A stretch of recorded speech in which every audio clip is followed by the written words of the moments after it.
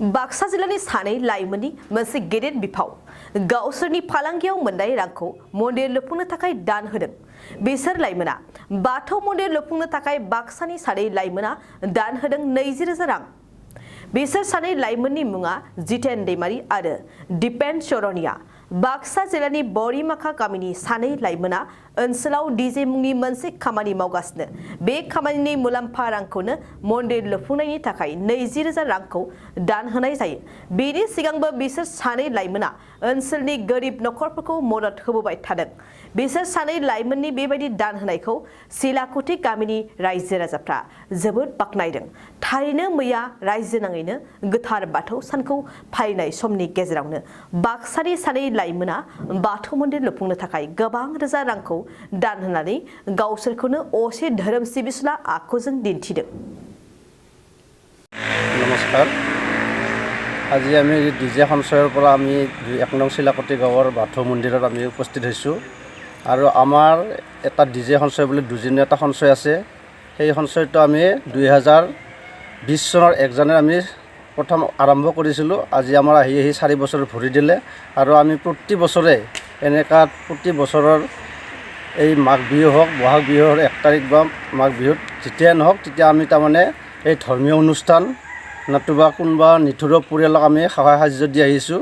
সেই অনুযায়ী আজি আমি 1 নং শিলাকতি গাঁৱৰ এই বাথৌ মন্দিৰতো আমি এটা 20,000 টকাৰ আৰ্থিক সাহায্য দি এই মন্দিৰটো পৰিচালনা সমিতিৰ যাতে সহায় হয় সেইকাৰণে আমি ডিজে সঞ্চয়ৰ পৰা আজি এই 20,000 টকাটো অনুদান হিচাপে আমি আগবঢ়াব ইয়াতে আহিছোঁ। আগতেও দিছিলেন? হয়, আগতেও আমি ইয়াৰ আগতে প্ৰতি বছৰে এনেকৈ দিয়ে আছোঁ। আজি 4 বছৰ আমাৰ ভৰি দিলে আৰু প্ৰথম বছৰ আমি এটা নিঠুৰীয়া পৰিয়াল তাৰ মা দেউতা হেৰুৱাই গৈছিলে, পঢ়াত অসুবিধা হৈছিল। সেয়েহে আমি মানুহৰ মুখেৰে শুনিলোঁ, সেই অনুযায়ী আমি সেই পৰিয়ালটোকো এদিন আমি আৰ্থিক সাহায্য দিছিলোঁ। আৰু ইয়াৰ তাৰপিছত আমি আৰু দক্ষিণ বৰিমাখা গাঁৱৰ হৰি মন্দিৰত আমি এনেকৈয়ে এটা আৰ্থিক সাহায্য প্ৰদান কৰিছিলোঁ। সেই আহি আজি আমি আকৌ 1 নং চিলাকতি গাঁৱৰ এই বাথৌ মন্দিৰত আমি 20,000 টকাৰ এটা আৰ্থিক সাহায্য দিবলৈ ওলাইছোঁ। সঞ্চয় সমিতি কেইজনীয়া আছে? আমি সঞ্চয় সমিতিত 2জন আছোঁ, জিতেন নাৰ্জাৰী আৰু দীপন শৰণীয়া।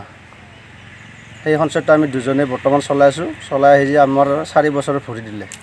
नार्जारी आरो दीपन चरनिया बिथां सानैया जोंनि 1 नं सिलाकुथि बाथौ थानसालियाव जे खाहायज होबाय बिथांमोननि जानानै जोबोद गोजोननाय मोनदों। बिथांमोना जे जोंनि बाथौ थानसालियाव जोंनो 20,000 खाहायज होबाय बाथौ मन्दिर लुफुंनायनि नामाव। बिथांमोननि जे डीजे जा समबाय सम्मति दङ बिथांमोननि जे समबाय सम्मतिया जेन मोजाङै मोजां थांना थायो। आफा इसोर बोराइ बाथौआ बिथांमोननो जेन बेबायदि मावलांनो हानाय गोहो हरो। बिथांमोननि जानानै आं आफा बोराइ बाथौनि सेराव मोजांनि थाखाय गोजोन हामलायहरनाय बावहरबाय। लोगोसे जोंनि 1 नं सिलाकुथि मन्दिर जे लुफुं आफाद दङ बिथांमोना जे 20,000खौ मोननानै जोबोद गोजोननाय मोनदों, गोजोननाय फोरमायदों। बिथांमोननि जे 20,000जोंनो जों एसे मन्दिरखौ लुफुंनो हागोन, नावमान एसे खाहायज बा एसे अनसुंथाइ सहाय मोनगोन बा मोननानै जों जोबोद गोजोनदों। आरो जेन बिथांमोना जेन बेबायदि उनाव जोंनो नांगौ समाव जेन सहाय होबावगोन बेखौ जोङो आसा थिबाय। नोंथाङा सानाय सुनाय बेरामनि जेंनायाव गोग्लैदों नामा? जुदि नोंथाङा सानाय सुनाय दंब्ला जिंगासिनांगौ गैया। चिरां जिल्लानि बेंटल गेट साफागुरियाव दायो एसआइ निउर' थेरापि सेन्टार दंसै। बे थेरापि सेन्टाराव नोंथाङा गोरलैयैनो देहानि सानाय सुनायखौ फाहामथाय लानो हागोन। बे आथिं सानायानो जाग्रोदों, ओमफ्राय जानाया एसे सिगांनिफ्रायनो जाखादों, ओमफ्राय बिदिनो गुबुन गुबुन मुलि जाबाबायदों, ओमफ्राय हामाखै। दिनैनि ट्रिटमेन्टआ आङो एसे मोजां मोनसिनबाय। जेरै सिं सानाय, आफादावरि सानाय, मोदोम जरा सानाय, आइजोफोरनि जेंना, खर' सानाय बायदि बेरामखौ फाहामनाय जायो। लोगोसेयैनो बे सेन्टाराव थानानै फाहामथाय लानो हानायनिबो सुबिदा खालामदों।